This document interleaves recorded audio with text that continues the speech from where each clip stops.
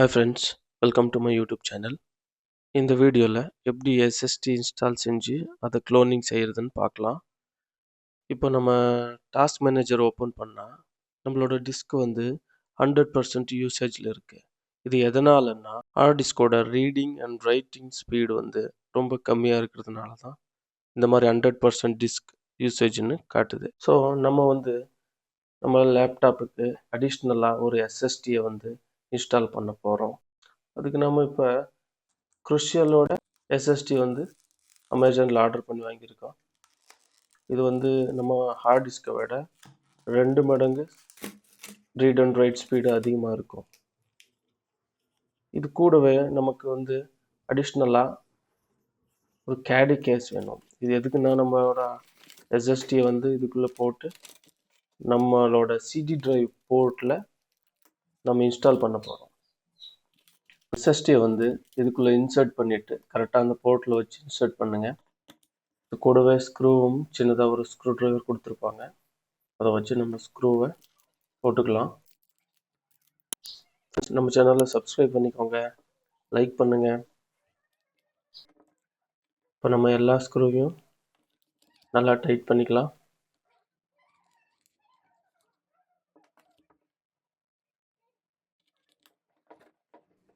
இப்போ நம்ம லேப்டாப்போட back panel remove பண்ணணும். எல்லா ஸ்க்ரூவையும் கழட்டிட்டு ரிமூவ் பண்ணலாம். நம்ம வந்து இதோட சிடி டிரைவில் வந்து நம்ம அடிஷ்னலாக நம்ம எஸ்எஸ்டியை வந்து இன்சர்ட் பண்ண போகிறோம். முதல்ல வந்து நம்ம இந்த ஸ்க்ரூவை கழட்டிட்டு அந்த சிடி டிரைவை ரிமூவ் பண்ணிவிட்டு அப்புறம் தான் நம்ம பேனலை கழட்டணும். நான் அப்படியே கழட்டிட்டேன். ஸோ நீங்கள் சிடி டிரைவை ரிமூவ் பண்ணிவிட்டு அப்புறம் பேக் பேனலை ரிமூவ் பண்ணுங்கள். இப்போது நம்ம புது எஸ்எஸ்டியை வந்து அந்த சிடி டிரைவ் போர்ட்டில் போடணும். அந்த பின்னை கரெக்டாக அந்த சாக்கெட்டில் வச்சு போடுற மாதிரி பார்த்து ஜஸ்ட் ப்ரெஸ் பண்ணுங்கள். அவ்வளோதான், சிம்பிள். இப்போ ப்ரெஸ் பண்ணிவிட்டு நம்ம பேனலை போட்டுக்கலாம், பேக் பேனலை போட்டுக்கலாம். நம்ம இந்த பேனலை போட்ட பிறகு விண்டோஸ் ஆன் பண்ணால் அது மை கம்ப்யூட்டரில் காட்டாது. ஏன்னா அது நியூ எஸ்எஸ்டின்றதுனால அதை நம்ம ஃபார்மேட் பண்ணணும். எப்படி அதை ஃபார்மேட் பண்ணுறதுன்னா மை கம்ப்யூட்டரில் போயிட்டு மேனேஜ்னு கிளிக் பண்ணிக்கோங்க. இப்போ மேனேஜில் பார்த்தீங்கன்னா டிஸ்க் மேனேஜர்னு வரும். இந்த டிஸ்க் மேனேஜரில் ஓப்பன் பண்ணால் நம்மளோட டிஸ்க் வந்து ஓப்பன் ஆகும். அன்அலோகேட்டட் டிஸ்க்னு இருக்கும். அதை ரைட் கிளிக் பண்ணி நியூ சிம்பிள் வால்யூம்னு கொடுத்துட்டு நம்மளுக்கு வேணும்னா நம்ம இந்த எஸ்எஸ்டியை வந்து ரீநேம் பண்ணிக்கலாம் ஒரு ஐடென்டிஃபிகேஷனுக்கு. நான் வந்து இதை எஸ்எஸ்டின்னு வந்து ரீநேம் பண்ணிக்கிறேன். ரீநேம் பண்ண பிறகு ஜஸ்ட் நெக்ஸ்ட் கொடுத்துட்டு ஃபினிஷ் கொடுங்க. இப்போ நம்ம டிஸ்க் வந்து மை கம்ப்யூட்டரில் காட்டும். இப்போ நம்ம ஓல்டு ஹார்ட் டிஸ்க் டிரைவில் இருக்கிற விண்டோஸை நம்மளோட நியூ எஸ்எஸ்டிக்கு க்ளோன் பண்ணணும். இப்போ பார்த்துக்காங்க, நீங்கள் பழைய சி டிரைவில் இருக்க விண்டோஸை நம்ம புதுசாக இன்ஸ்டால் பண்ணியிருக்கிற எஸ்எஸ்டிக்கு க்ளோன் பண்ண நமக்கு ஒரு சாஃப்ட்வேர் தேவை. அந்த சாஃப்ட்வேரை நம்ம ஆன்லைனில் டவுன்லோட் பண்ணணும். இந்த மாதிரி வெப்சைட்டு போயிட்டு கூகுள் ஓப்பன் பண்ணிவிட்டு விண்டோஸ் க்ளோனிங் சாஃப்ட்வேர்னு ஓப்பன் பண்ணிங்கன்னா அங்கே கீழே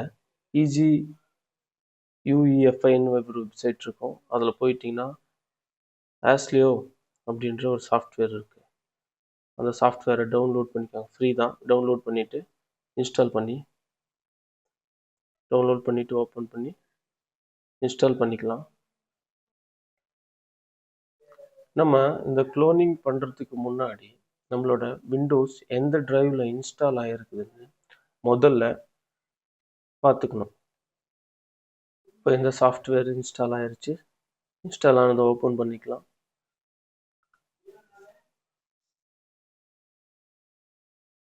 இப்போ நம்மளோட டிரைவ்ஸ் எல்லாம் இதில் காட்டுது. இதில் வந்து ஃப்ரம் சிஸ்டம் க்ளோன்னு எடுத்துக்கோங்க. எந்த டிஸ்கில் இருந்து choose what you want to clone அப்படின்னு அது சிஸ்டம் க்ளோன்னு கொடுத்தா அதை ஆட்டோமேட்டிக்காக எடுத்துக்கும். நீங்கள் நெக்ஸ்ட் கிளிக் பண்ணிவிட்டு நம்மளோட நியூ எஸ்எஸ்டியை செலக்ட் பண்ணிவிட்டு நம்ம வந்து நெக்ஸ்ட் கொடுத்தா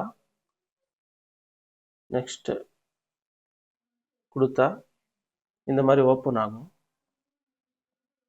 எல்லாமே வேல்யூஸ் எல்லாம் எதுவும் சேஞ்ச் பண்ண வேணாம், கரெக்டாக தான் இருக்குது. நெக்ஸ்ட்டு ப்ரொசீட் கொடுத்தீங்கன்னா நம்ம க்ளோனிங்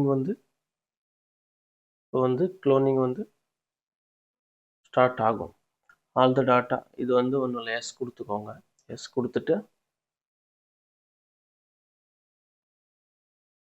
கொடுத்துட்டு ப்ரொசீட் பண்ணிங்கன்னா இப்போ நம்ம பழைய நம்மளோட ஹார்ட் டிஸ்கில் இருந்து புது எஸ்எஸ்டிக்கு விண்டோஸ் க்ளோன் ஆகும்.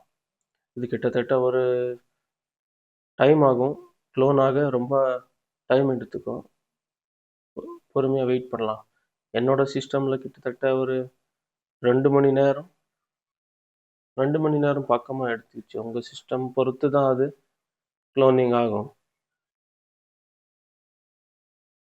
இப்போ க்ளோன் சக்ஸஸ்ஃபுல்லாக இருந்தோம். ஃபினிஷ் கொடுத்து அகைன் ரீஸ்டார்ட் பண்ணிக்கோங்க. க்ளோனிங் கம்ப்ளீட் ஆனதுமே இப்போ வந்து பயாஸ் மெனுவில் போய் பயாஸ் செட்டிங்கில் போய் நம்ம பூட் சீக்வன்ஸை சேஞ்ச் பண்ணணும். இப்போ நம்ம செட்டிங்கில் போயிட்டு அப்டேட் அண்ட் செக்யூரிட்டி போயிட்டு ரிகவரி போயிட்டு advance start up option restart கொடுத்தீங்கன்னா அது நம்மளோட பூட் மெனு ஓப்பன் பண்ணுற ஆப்ஷனுக்கு போகும். இப்போ வந்து ட்ரபிள் ஷூட் ஓப்பன் பண்ணிக்கலாம். Troubleshoot advance options UEFI firmware setting கொடுத்துட்டு ரீஸ்டார்ட் பண்ணுங்கள். இப்போ பயாஸ் மெனு ஓப்பன் ஆயிடுச்சு. இங்கே நம்ம எதுவும் சேஞ்ச் பண்ண போகிறதில்ல. பூட் மெனு போயிட்டு மவுஸ் ஒர்க் ஆகாது, கீபோர்டில் தான் ஒர்க் பண்ணணும்.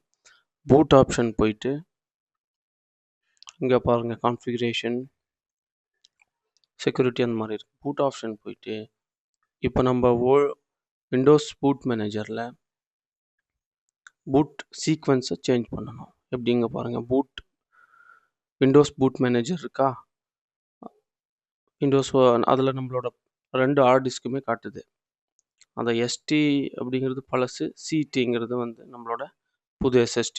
அதை வந்து ரெண்டையும் இன்டர்சேஞ்ச் பண்ணலாம். அதுக்கு வந்து F5 F6 move up and down இருக்குல்ல, F5 F6 கீபோர்டில் ப்ரெஸ் பண்ணால் அது வந்து இன்டர்சேஞ்ச் ஆகும். இப்போ நம்ம வந்து இன்டர்சேஞ்ச் பண்ணிவிட்டு F10 கொடுக்கணும். F10 எதுக்குன்னா பயோஸ் தான் நம்மளோட பூட் செட்டிங் வந்து நம்ம சேவ் பண்ணிட்டோம்.